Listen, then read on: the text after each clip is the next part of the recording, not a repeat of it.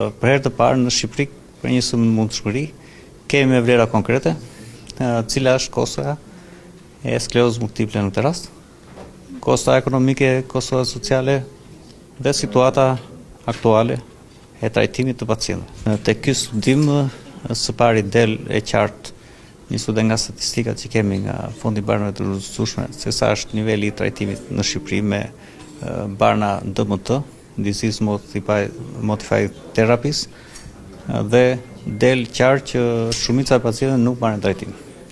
Është një numër i ulët i pacientëve që merr trajtim. Më tej studimi analizon edhe çështjet e ndikimit social, se si ka ndikuar nga ana sociale të familjes, cila është kosta sociale, cila është kostja që kanë këto familje dhe këta pacientë.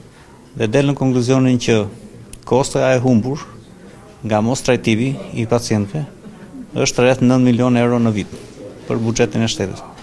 Nëse një pacient trajtohet me një vlerë caktuar, atëherë përfitueshmëria është gati 40% për secilin pacient. Dhe këtu del qartë që kjo nuk është barë investimi, po është një investim në këtë rast.